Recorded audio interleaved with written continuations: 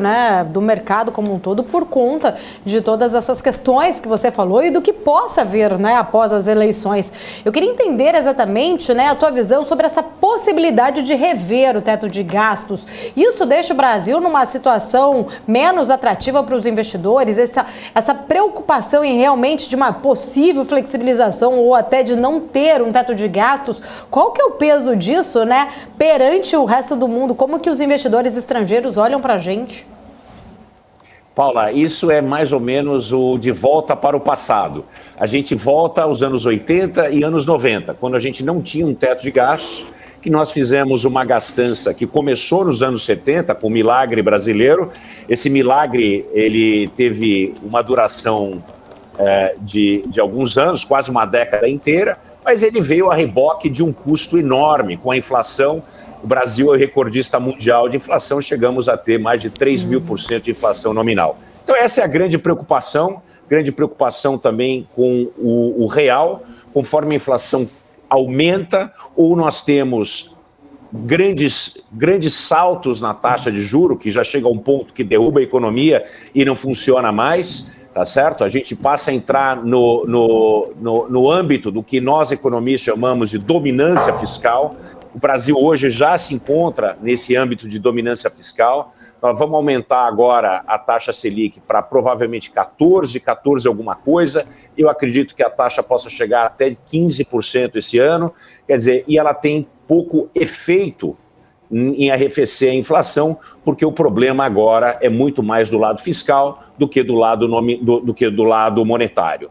A preocupação existe, o mundo inteiro está assistindo o Brasil, e o grande risco é que o Brasil vire a Argentina.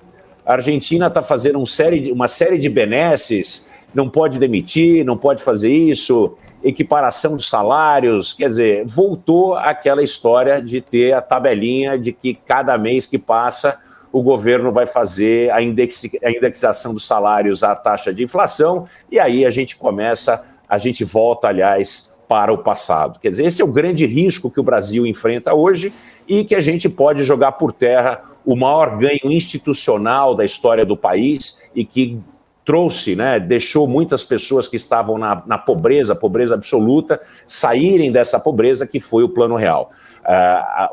O controle da inflação é a primeira medida social, não é uma medida financeira para os donos de capital. A coisa mais importante numa economia é a gente conseguir manter o poder de compra do dinheiro, da moeda, porque isso evita com que as pessoas que são assalariadas caiam na pobreza, que elas deixem de poder comprar. E é uma das coisas que está acontecendo no Brasil. A gente já vê grande substituição ou parada total de consumo de alguns bens.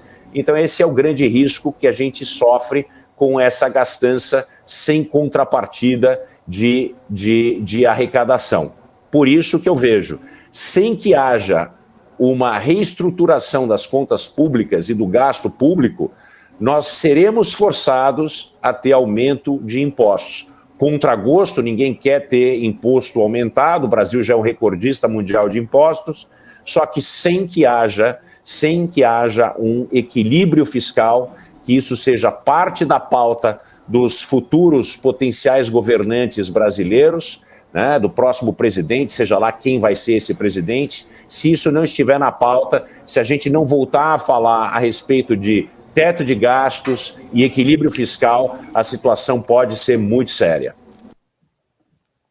Vandique, falando um pouquinho, agora a Débora aqui falando com você, bom dia. Olá, Débora. Queria falar um pouquinho contigo sobre petróleo, né, e sobre os reflexos